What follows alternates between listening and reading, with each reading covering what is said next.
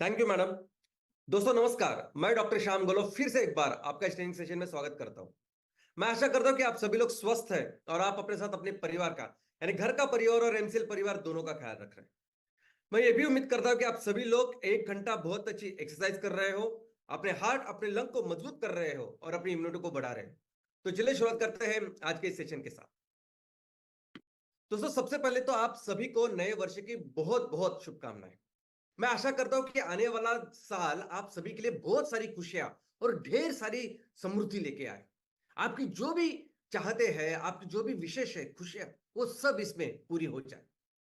और जैसे कोई भी साल खत्म होने को आता है तब हम सिंहावलोकन करते हैं, रिकैप करते हैं, वैसे ही जब भी कोई साल शुरू होने को होता है तब हम उस नए साल के लिए प्लानिंग करते हैं, कुछ रेजोल्यूशन तैयार करते हैं, कुछ संकल्प करते हैं, कुछ टारगेट रखते हैं। और ये टारगेट से संकल्प निजी जीवन के लिए भी होते हैं और पूरे ऑर्गेनाइजेशन के लिए, पूरे समाज के लिए भी हो सकते हैं। तो आज मैं आपके सामने हमारे इस ऑर्गेनाइजेशन का, हमारी इस फैमिली का संकल्प सामने रखना चाहता हूं। दोस्तों एमसीएल का संकल्प क्या है 2024 के लिए? इनफैक्ट कोई भी ऑर्गेनाइजेशन हो, कोई भी संस्था हो, वो संस्था किसी भी साल के लिए कौन सा संकल्प करेगी तो ये तय करती है कि उस संस्था का विजन क्या है, मिशन क्या है, कौन से उद्देश्य के साथ ये संस्था तैयार हुई है। ये बेसिकली डिसाइड करता है कि हमारा संकल्प, हमारी प्लानिंग साल के लिए क्या हो सकती है। और दोस्तों हमारी हमारा जो संकल्प है, हमारा जो मिशन है, वो मिशन डे वन से एक ही है, वो है सस्टेनेबिलिटी।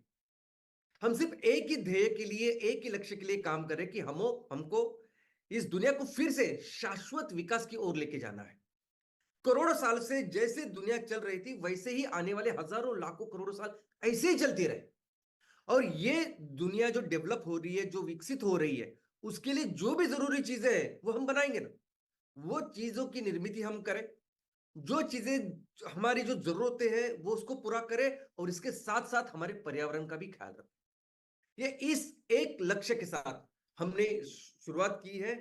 इस लक्ष्य के साथ हमने इस कंपनी, इस संस्था की स्थापना की है और इसी लक्ष्य के डायरेक्शन में हमें आगे बढ़ना है। तो फिर इस लक्ष्य की दिशा में इस साल का हमारा संकल्प क्या है? तो हमारा संकल्प बहुत सिंपल है। वो है हमें अपने सभी जो प्रोजेक्ट्स है, जो भी प्रोजेक्ट हमने डिक्लेयर किए हैं, जो भी शेड्यूल किए हैं, ये सभी प्रोजेक्ट्स पूरे करने हैं। दोस्तों अभी तक हम 3 अलग-अलग सेक्टर्स में काम कर रहे हैं।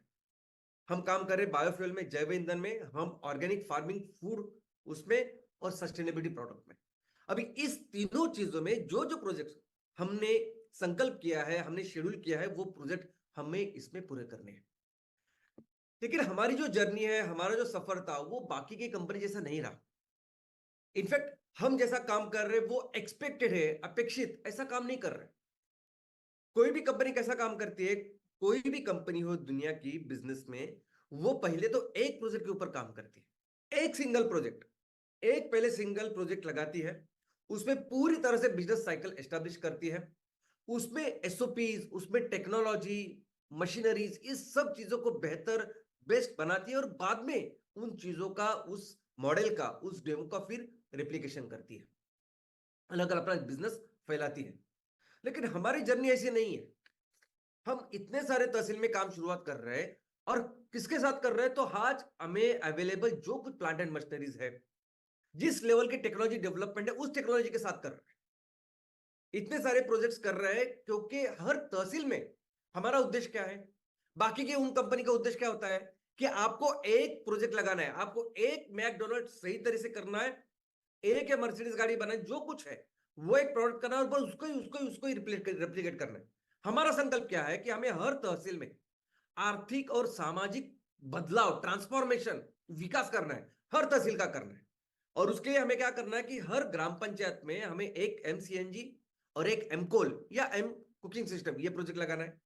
वहां तहसील में हमारे किसान जो भी काम कर रहे हैं, जो भी माल तैयार कर रहे हैं, जो भी उनकी फसल है, उस फसल के ऊपर आधारित हमें एग्रो प्रोसेसिंग यूनिट्स लगाने हैं। वहां के महिलाओं को, युवाओं को 100% रोजगार मिले, इसलिए कई सारे सस्टेनेबल चीजें तैयार करनी है, जो चीजें वहां के तहसील के जो भी आज पेट्रोकेमिकल प्रोडक्ट्स है उसको रिप्लेस करें। तो ये जो पूरा बदलाव हमें करना है ना, उसकी शुरुआत कर रहे हैं हम एक प्रोजेक्ट के साथ। ये एक प्रोजेक्ट, एक शुरुआत है जिसके साथ हमें इतना बड़ा ट्रांसफॉर्मेशन करना है। इसलिए वो प्रोसेस, वो प्रक्रिया हम आज जो भी परिस्थिति में उससे शुरुआत कर रहे हैं। लोग कहते हैं कि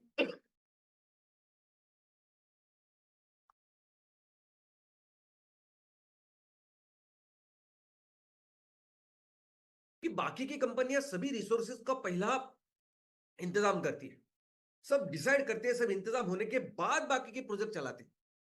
आप इतने सारे प्रोजेक्ट कर रहे हो, रिसोर्सेस, आप पहले रिसोर्सेस का इंतजाम करो ना।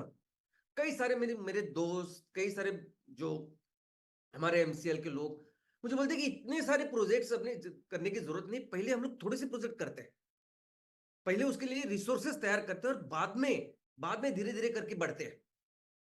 लेकिन बाकी की कंपनियां जिस तरह से रिसोर्सेस तैयार करती है वैसे मैं नहीं कर सकता। बाकी की कंपनियां जिस तरह से आज की तारीख में, देखिए आज की तारीख में अगर आपने एक प्रोजेक्ट किया है तो दूसरे प्रोजेक्ट करने के लिए एक तरीका है। अगर आपने एक पायोनियर प्रोजेक्ट तैयार किया है, एक बिजनेस मॉडल तैयार किया है, उसके लिए अगर आपको टेक्नोलॉजी चाहिए, प्लांट एंड मशीनरी चाहिए, ये सब अवेलेबल है। ये सब पार्टनर आज की तारीख में मिल सकते हैं, पैसे देने के लिए मिल सकते हैं, टेक्नोलॉजी देने के लिए मिल सकते हैं, लेकिन हम नहीं कर सकते। एमसीएल में नहीं करना है, बिल्कुल नहीं करना है जैसे बाकी की कंपनियां कर सकती है। तो फिर क्यों करते हैं? फिर क्यों इतने सारे प्रोजेक्ट करते हैं? क्यों ऐसा तरीका है तुम्हारा कि आप रिसोर्सेस पहले तैयार नहीं करते और बाकी बाद में जाते हैं? पहले रिसोर्सेस तैयार कीजिए और बाकी की कंपनी जैसे काम करे वैसे करिए ना। वैसे नहीं कर रहे। क्यों नहीं कर रहे? तो वो क्यों बहुत ज्यादा इंपॉर्टेंट है, बहुत ही ज्यादा इंपॉर्टेंट है दोस्तों। क्योंकि आज के तारीख में कोई भी कंपनी हो, चाहे वो सेवा क्षेत्र में हो, चाहे कोई वस्तु का निर्माण करती हो, एक बार आपने एक प्रोजेक्ट तैयार किया ना, एक डेमो प्रोजेक्ट किया ना, तो उसके बाद पैसा लाने का, फंडिंग लाने का या टेक्नोलॉजी लाने का तरीका सिर्फ एक ही है, वो है वेंचर कैपिटलिस्ट। ये लोग आपसे इक्विटी लेंगे, आपसे शेयर्स लेंगे और आपको पैसा देंगे। ये लोग आपसे शेयर्स लेंगे और आपको टेक्नोलॉजी और बाकी सब चीजें देंगे। और ये जो लोग हैं वो लोग कौन है? ये लोग वहां चीन में बैठे हुए हैं, ये लोग वहां अमेरिका में बैठे हैं, यूरोप में बैठे हैं। ये लोग तुमको पैसे देंगे आज की तारीख में। बैंक नहीं देगी। बैंक कैसे, कब देगी पैसे? बैंक तब देगी जब आप एक प्रोजेक्ट चलाते हो, 3 साल उसको बराबर से चलाते हो। 3 साल जब आप अपने बैलेंस शीट में दिखाते हो कि मैंने कितना माल तैयार किया, कितना माल बेचा, मेरा क्या प्रॉफिट है, उसके आधार पर बैंक देगी कोई पैसे। आज के तारीख में अगर कोई कंपनी पैसा लेती है तो यही माध्यम है। और इसी की वजह से क्या हो रहा है, आज जितनी भी कंपनियां ऐसी इस तरीके से पैसा ले रही है, ग्रो हो रही है,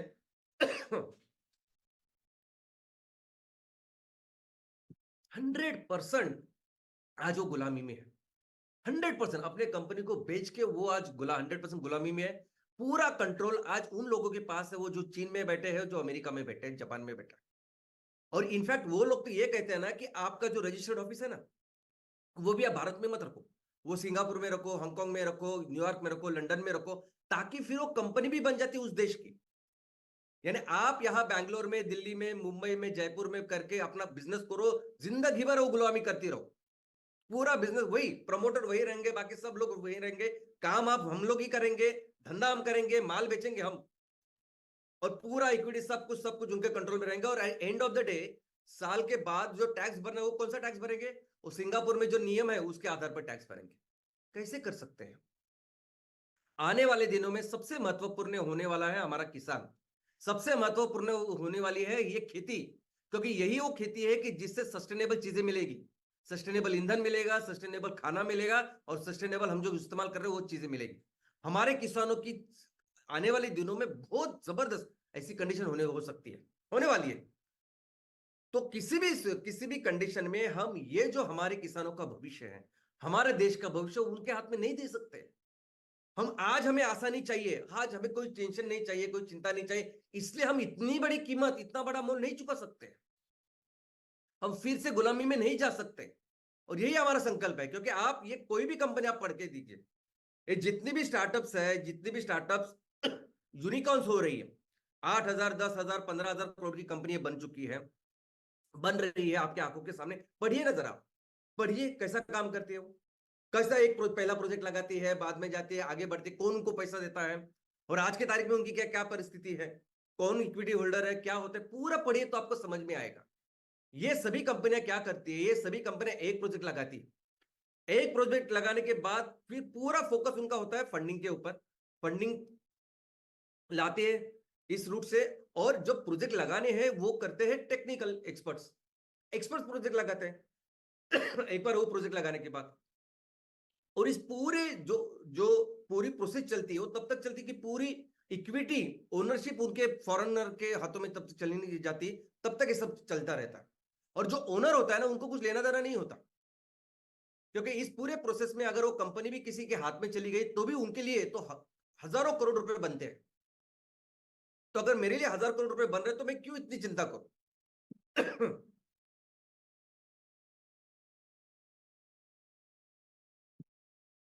हमारा जो बिजनेस करने का तरीका है ना, हमेशा एक चीज मेरे दिमाग में आती है, ये इतने हम लोग मेहनत करते हैं, और मेहनत करके अगर हम 10 गुना 20 गुना 50 अगर किसी को बना के दे रहे हैं, 50 गुना पैसा, इतनी संपत्ति का निर्माण कर रहे हैं, तो क्यों ना अपने लोगों के लिए करें। हम हमेशा कोशिश करते हैं कि कैसे हम अपने लोगों के लिए कुछ करें। अभी अमेरिकन जो कंपनी है, चाइनीज कंपनी है, अमेरिका में अगर अमेजोन बड़ी है, बड़ी होती है, फेसबुक बड़ा होता है, एप्पल बड़ी होती है, तो अमेजोन अमेरिका में क्या होता है कि वहां निवेश करने वाले अमेरिकन ही होते हैं। चाइना में मैक्सिमम जो स्टार्टअप बनते हैं उसमें पैसा डालने वाले चाइनीज ही है आज। भारत में ऐसा नहीं है, भारत में वो जो पैसा डालते हैं, सब लेते हैं, उसका फायदा बाहर के लोग ले रहे हैं। और हम कोशिश करते हैं कि कैसे अपने लोगों का फायदा करा के दें। अपने लोग चाहे वो बहुत अमीर नहीं है, तो कैसे उनको हर लेवल पे, चाहे वो शेयर्स हो, चाहे वो प्रोजेक्ट्स का निर्माण हो। अभी प्रोजेक्ट्स कौन सी कंपनी एमआईडीसी छोड़ के ऐसी जगह पे जाएगी जहां कुछ भी नहीं है, लाइट नहीं है, इलेक्ट्रिसिटी नहीं है, पानी नहीं है, कितनी दिक्कतें आती है। लेकिन हमें पता है कि ये बहुत इंपॉर्टेंट है, आज की तारीख में ये काम करना इंपॉर्टेंट है, तब जाके वो ट्रांसफॉर्मेशन हम ला पाएंगे आने वाले दिनों में। जब भी कोई प्रोजेक्ट हम करते हैं ना, जो भी कोई बिजनेस करना है हमें, जब भी कोई प्रोडक्ट लॉन्च करना है या आगे बढ़ना है, तो हमेशा पहले दिमाग में आता है एनवायरनमेंट, क्लाइमेट, कि जो मैं कर रहा हूं, जो हम लोग कर रहे हैं जो प्रोजेक्ट, उससे पर्यावरण का कितना ज्यादा फायदा होगा। बाद में हम लोग सोचते हैं कि लोगों का कितना ज्यादा फायदा होगा, कैसे लोगों के लिए हम कर सकते हैं, और बाद में प्रॉफिट। ऑफकोर्स प्रॉफिट चाहिए, उसके बाद ये सस्टेनेबल होगा। बिजनेस की जो व्याख्या है उसमें तो कंपलसरी है, आपको प्रॉफिट मिलना ही चाहिए। लेकिन लोग क्या करते हैं कि सिर्फ प्रॉफिट के बारे में सोचते, कौन सी ऐसी चीज है जो ज्यादा से ज्यादा सेल कर सकते हैं, पैसा कमा सकते हैं, तो चलो उसके ऊपर काम करो, बाद में बाकी की सब चीजें देखते हैं। हमारे जगह पे अगर कोई दूसरी कंपनी होती जो एमकॉल के साथ अगर प्रोजेक्ट की शुरुआत करी होती, किसी एक कॉर्पोरेट के साथ बैठती, और बस एमकॉल फिर आगे के 500 एमकॉल, 1000 एमकॉल, बस उसके बारे में सोचते। ये एमसीएस, ये बाकी की सब चीजें जो हम लोग कर रहे हैं ना, ऐसी परिस्थिति में ऐसा कोई नहीं करता। हम लोग इसलिए कर रहे हैं क्योंकि हमारा बैकग्राउंड पिछले 22-23 साल से हम जिस चीज में काम कर रहे हैं, पहले 10 साल तो हमने काम किया है सिर्फ और सिर्फ एनजीओ जैसा। पहले 10 साल जब सिर्फ हमने सोचा है एनवायरनमेंट के लिए, पहले डे वन से हम लोग बिजनेस नहीं कर रहे। हर जगह जाते थे, सेमिनार्स देते थे, लोगों को बताते थे कि बायोफ्यूल कितना अच्छा है, एनवायरनमेंट कितना जरूरी है, सब कुछ सब कुछ। लेकिन कुछ नहीं हुआ। और फिर हमें पता चला कि एक ही तरीका है जो बदल सकता है, वो है बिजनेस और फिर ये सब चीजें शुरुआत की। तो इसलिए आज भी जब बिजनेस करने जाते हैं ना, तो बिजनेस करने के बाद पहले चीज आती है कि एनवायरमेंटल आरओआई। जब हम लोग काम कर रहे हैं उसके साथ पर्यावरण का कितना ख्याल हम लोग रख सकते हैं। हम लोग सिर्फ एक आरओआई के बारे में, रिटर्न ऑन इन्वेस्टमेंट के बारे में सोचते हैं कि मैं इतना पैसा डालूंगा और कितना पैसा लाऊंगा। लेकिन हम सभी जो प्रोजेक्ट हम कर रहे हैं सब मिलके, वो ऐसे प्रोजेक्ट है ना कि उस प्रोजेक्ट के साथ सबसे पहले मैक्सिमम रिटर्न किस पे आएगा, तो पर्यावरण। पर्यावरण के साथ बहुत ज्यादा, बाद में लोगों के साथ बहुत ज्यादा रोजगार निर्मित इसके साथ करेंगे हम लोग, और बाद में फाइनली होगा प्रॉफिट। दोस्तों, एमसीएल जिस तरीके से काम कर रही है ना, आज आप किसी भी दूसरी कंपनी के साथ उसको कंपेयर कीजिए। कोई भी दुनिया की कंपनी लीजिए, कोई भी किधर भी काम कर रही है, किसी भी सेक्टर में काम कर रही है, उसके साथ कंपेयर कीजिए। कोई ऐसा सोचेगा नहीं कि मेरे तहसील में किसान ये काम कर रहे हैं, ये उगा रहा है ना, तो उसके ऊपर कौन सी प्रोसेसिंग इंडस्ट्री है, चलो वो डालते हैं, ताकि किसानों को फायदा होगा, हमारे लोगों का फायदा होगा। कोई नहीं करता। लोग देखते हैं कि कौन सी चीज बेचने के बाद ज्यादा पैसा कमा सकते हैं, वो पैसा कमाते हैं। और सब कुछ प्रॉफिट विपिट सब कुछ होने के बाद फिर 1% 2% जो प्रॉफिट अपना, वो लोगों के लिए खर्च करते हैं। वो भी कैसे, तो स्कूल निकालेंगे, कोई हॉस्पिटल निकालेंगे, ऐसा। लेकिन आज की तारीख में जिस तरह से एमसीएल काम कर रही है, जिस दिशा में काम कर रही है, जिस उद्देश्य के साथ काम कर रही है, जिस मिशन के लिए काम कर रही है, वहां सेम वैसे काम करने वाली एक ऑर्गेनाइजेशन है, सेम सेम वैसा सोचने वाली, सेम लोगों के लिए, पर्यावरण के लिए, भविष्य के लिए काम करने वाली, और वो संस्था है यूनाइटेड नेशंस। यूनाइटेड नेशन आज की तारीख में वो संस्था है कि जो वैसे ही काम कर रही है सस्टेनेबिलिटी में जैसे हम काम कर रहे हैं। यूनाइटेड नेशन की भी जो आप निर्मित है और उसका भी इतिहास अगर आप देखोगे तो 1945 में जब दूसरा विश्व युद्ध खत्म हुआ तब इसका जन्म हुआ, इस संयुक्त राष्ट्र संघ का की शुरुआत हुई। वो किस लिए थी? सिर्फ कि बाबा युद्ध ना हो आगे जाकर पूरी दुनिया में शांतता प्रस्थापित हो। लेकिन हर स्लोली स्लोली उन्होंने हर विषय में जो अंतरराष्ट्रीय लेवल पे थे, दो देशों के बीच में थे, उसमें काम करना चालू किया। लोगों के हर विषय में उन्होंने लोगों के यानी नेशंस की, राष्ट्रों की मदद की। और ये उनका जो बढ़ता हुआ रोल, प्रभावी रोल, ये देखने के बाद 2000 में सभी देश के सभी लोग इकट्ठा आ गए, सब नेता, सब राष्ट्राध्यक्ष इकट्ठा आ गए, और उन्होंने फिर डिसाइड किया कि 2000 के बाद ये वो संगठन होगी जो संगठन पूरी दुनिया को सही दिशा में लेके जाएगा, जो संगठन पूरी दुनिया के लिए प्लानिंग एक सब कुछ का निर्माण करेगा। और फिर यूनाइटेड नेशन को बहुत स्ट्रांग किया गया। सभी देश आज की तारीख में अपना जो जीडीपी होता है उसका एक भाग यूनाइटेड नेशन को देते हैं, और जो डेवलप्ड नेशन है वो ज्यादा देते हैं। दोस्तों उसके बाद फिर 2000 के से लेके 2015 तक उन्होंने एक ऐसे मिशन के ऊपर काम किया कि ये जो अमीर देश है, अमीर देश बहुत अमीर थे, गरीब बहुत ही गरीब थे, तो दोनों के बीच में ये दूरियां कम हो, खत्म हो और इक्वेलिटी आए, इसलिए उन्होंने काम किया। इस 8 लक्ष्य के ऊपर काम किया जो बहुत बेसिक थे, गरीबी निर्मूलन, पढ़ाई, एजुकेशन, इन सब चीजों के ऊपर। और आज जिस विषय पे वो काम कर रहे हैं, आज अगर आप देखोगे कि 2015 से लेके 2030 तक इस कालखंड के लिए उन्होंने एक प्लानिंग की है। ये प्लानिंग किसके ऊपर है, किसके लिए है? एक सिंगल चीज के लिए, वो है सस्टेनेबिलिटी। उनको एक ही उनका मकसद है कि आने वाले दिनों में ये दुनिया सस्टेनेबिलिटी के राह पर चले। बस सेम जो काम हम पिछले 23 साल से कर रहे हैं वो अभी 2015 के से लेके 2030 तक यूनाइटेड नेशन पूरी तरह से उसके ऊपर काम कर रहा है। और इसके लिए वो काम करने के लिए उन्होंने 17 ये चीजें जो लक्ष्य है वो सामने रखी है। और दोस्तों हम भी हमारे तहसील में जो 5E का जो हमारा मिशन है ना, वो 5E मिशन के साथ ये सभी 17 लक्ष्य पूरे होने वाले हैं। और यूनाइटेड नेशन के लिए पैसे कमाने की जरूरत नहीं, क्योंकि उनको बहुत सारे पैसे ये लोग देते ही हैं। ऊपर से बैंक वगैरह बाकी सब चीजें, जो कई सारे इंस्टीट्यूशंस है जो इनके साथ लगे हुए हैं, और हर एक चीजों में अपना कंट्रीब्यूशन करते हैं। और एमसीएल बिजनेस करती है इन सब चीजों के लिए। हर एक देश के लिए फिर ये सस्टेनेबिलिटी गोल, इसकी एक ईयरली प्लानिंग होती है। इनफैक्ट इनको हर साल का एक ब्यौरा देना पड़ता है कि इस साल में हमने क्या किया, और इसे कहते हैं वॉलंटरी नेशनल रिव्यू। हर देश यानी यूनाइटेड नेशन के सभी देश उसके सदस्य है, तो हर देश देता है।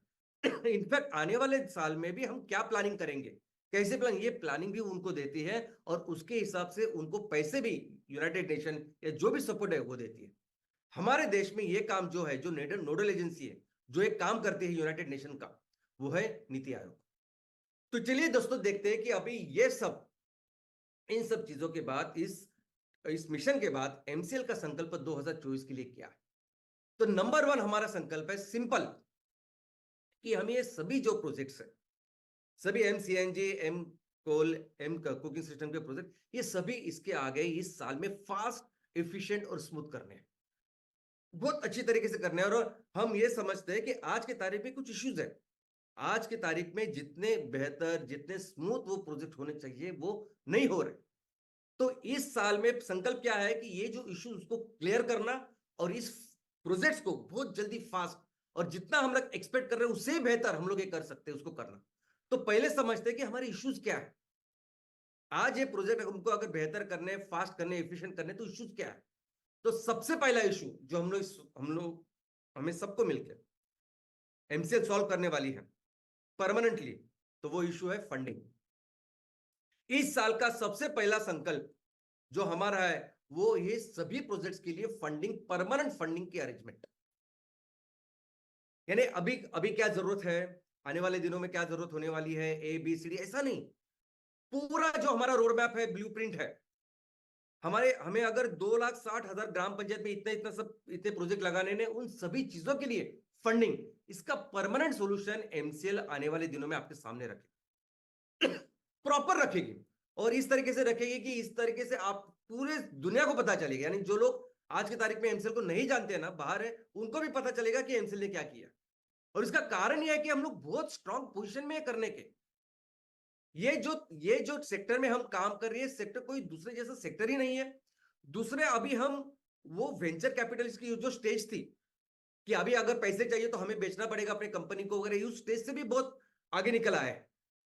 हम जिस सेक्टर में काम कर रहे हैं वो सेक्टर बहुत ही अलग है, और इसलिए मैं कहता हूं कि परमानेंट हम सॉल्यूशन अभी आपके सामने रखेंगे। पहली चीज इस साल में जो कुछ करनी है वो ये है, और उसका कारण है कि आज हमारी पोजीशन ऐसी है, हम जो प्रॉब्लम आज सॉल्व कर रहे हैं दुनिया का, और सिर्फ क्लाइमेट चेंज का नहीं, लोगों का भी, वो सस्टेनेबल गोल की भी मैं बात कर रहा हूं, जो यूनाइटेड नेशन के 17 और जिसके लिए पूरी दुनिया लगी हुई है, सब कुछ अवेलेबल है।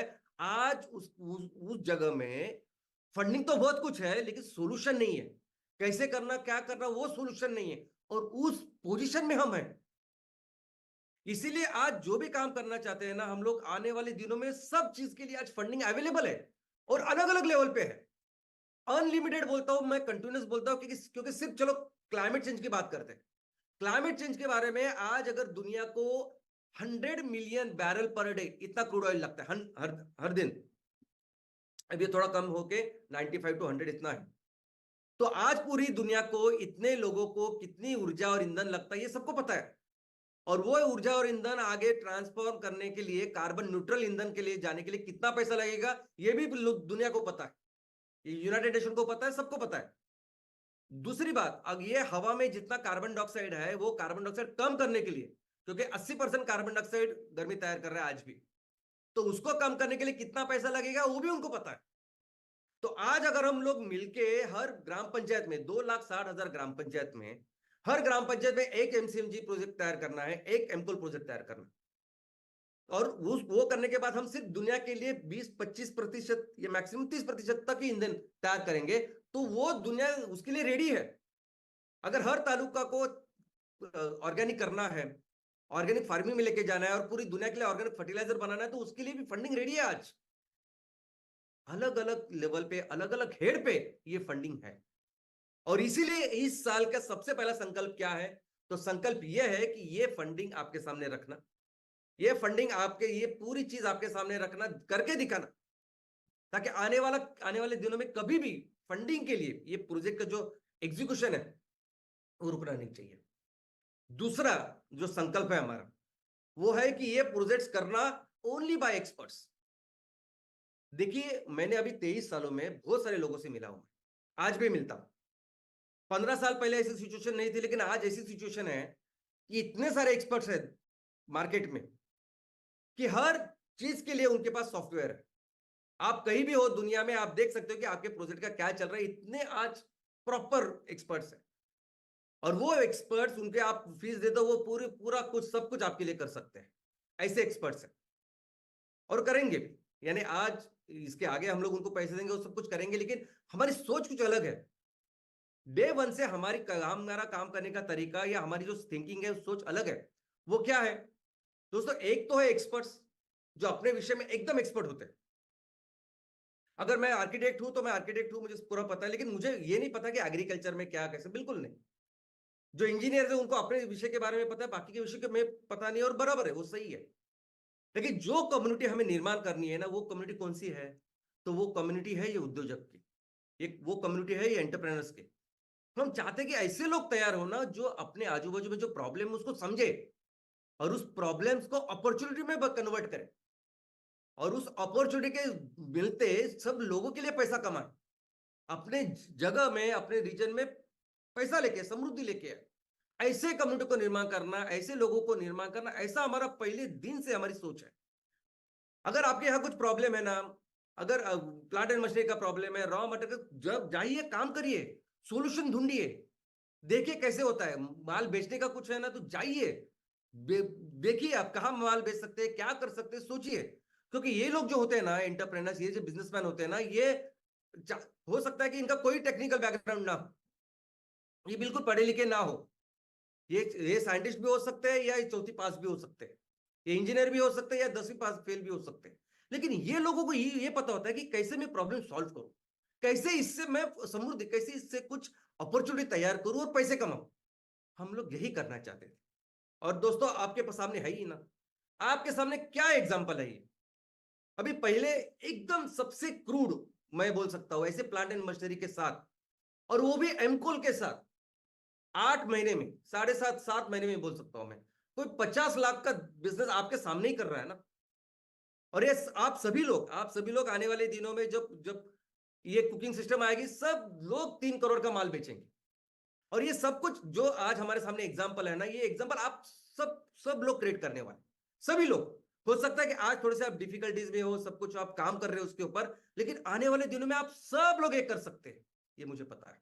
और यही हमारी थिंकिंग थी। लेकिन ऑफ कोर्स आज जो करंट सिचुएशन है, जो एक्सपीरियंस हमें मिला है इस साल का, तो उसमें हमने ये तय किया है कि हम एग्जीक्यूशन एक्सपर्ट के साथ ही करेंगे और उसके साथ साथ इस इनोवेशन को भी बढ़ावा देंगे। दूसरे, और इसी एक्सपर्ट के साथ सभी जो एमसीएनजी प्रोजेक्ट है वो पूरे करेंगे, सभी जो एमसीएस प्रोजेक्ट कुकिंग सिस्टम के प्रोजेक्ट है वो उनको पूरे करेंगे। लेकिन और एक महत्वपूर्ण चीज करेंगे, वो है एम कैफे। दोस्तों अभी ये एम कैफे यानी ऑर्गेनिक, यानी जो सर्टिफाइड ऑर्गेनिक रॉ मटेरियल है वही हम लेते हैं, कोई भी केमिकल का इस्तेमाल नहीं करते और खाना बनाते, रेस्टोरेंट में चीजें बनाते।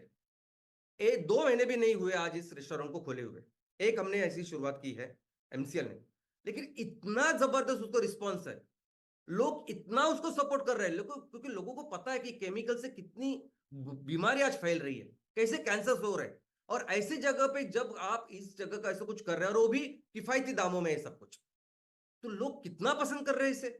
और इसलिए इस साल हमारा संकल्प है कि आपके हर तहसील में इस प्रोजेक्ट की शुरुआत करें, शहरों में कैफे या रेस्टोरेंट की शुरुआत करें, और आप खुद देखोगे कि कितना बढ़िया रिस्पांस इस चीज को आता है।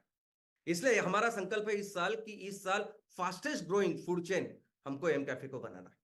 और इसी के साथ हमें एमसीएल सस्टेनेबिलिटी प्रोडक्ट कई सारे इस साल इंट्रोड्यूस करने हैं, जिसकी वजह से हमारे महिला बचत गट और युवाओं को एक अच्छा रोजगार उसकी निर्मित होगी। दूसरा एक संकल्प है, वो है टेक्नोलॉजी। अभी प्रोजेक्ट फास्ट करना है तो क्या करने वाले हम, दो चीजें, एक तो फंडिंग और दूसरा एक्सपर्ट्स काम करेंगे, ये हुई एक चीज। लेकिन दूसरी चीज हम क्या करने वाले, तो टेक्नोलॉजी के ऊपर काम करने वाले। देखो टेक्नोलॉजी जो है ना दोस्तों, कि वो हमेशा शुरुआत ऐसी ही होती है और धीरे धीरे धीरे धीरे करके वो बेहतर बेहतर बेहतर होती जाती। कोई भी चीज लीजिए ना, आप मोबाइल लीजिए, आप कार लीजिए, कोई भी चीज एक 10 15 20 साल कैसे थी और अभी कैसी है, तो वैसे काम करेंगे हम अपने सभी प्लांट एंड मशीनरी के ऊपर। आने वाले दिनों में जो भी कुकिंग सिस्टम के पैलेट के मशीन रहेंगे, एमकोल के मशीन रहेंगे, वो ऑलवेज हमेशा बेहतर बेहतर नेक्स्ट वर्जन रहेंगे। इसके साथ जो अभी भी सेट ए के जो प्रोजेक्ट्स है, सेट बी के जो प्रोजेक्ट्स है, उसको भी हम बेहतर करेंगे, यानी उसको भी रिप्लेस करेंगे।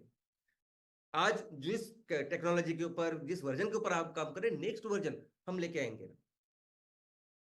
और आज कैसे कर रहे हैं कि आज हम कई सारे वेंडर्स, कई सारे जो मैन्युफैक्चरर हैं, वहां से आउटसोर्स करके आपको चीजें दे रहे हैं। देखिए आने वाले दिनों में हम खुद का, यानी इस साल हमारा संकल्प है कि सभी चीजें हमारे मैन्युफैक्चरिंग लोकेशन से निकले और आपके पास आए। और ये सिर्फ प्लांट एंड मशीनरी के बारे में नहीं, मैं प्रोडक्ट के बारे में भी हम लोग करने वाले हैं। दोस्तों प्रोडक्ट आने वाले दिनों में हमारे ऐसे होंगे कि जो आज आज जो चीज लोग इस्तेमाल कर रहे हैं, जिसकी आदत है लोगों को, वो बदले हम। अभी देखिए ये सभी जो एम स्टोव है ना, ये एम स्टोव ऐसा समझिए कि फर्स्ट जनरेशन के, ये बायोमास स्टोव जैसे काम करते हैं, यानी आप इसमें लकड़ी डालो, गोबर डालो सूखा हुआ, या आप एम पिलेट डालो, वो जलते हैं। इस तरह से है वो बायोमास स्टोव, जिसको एम स्टोव बोलते हैं। अभी इसमें क्या होता है कि सॉलिड फ्यूल जो होता है वो डायरेक्ट बर्निंग होती है, जो भी एम स्टोव वगैरह करते हैं। लेकिन हमारे चीज में आज भी हमारे जो एम स्टोव है ना, उसमें डायरेक्ट बर्निंग नहीं होती। यानी आप जो फ्यूल डालते हो, ये डायरेक्ट बर्निंग की बात है कि अगर आपने उस स्टोव में लकड़ी डाली तो लकड़ी डायरेक्ट जलती है, गोबर डाला तो गोबर डायरेक्ट जलता है, पिलेट डायरेक्ट जलेगा ऐसा।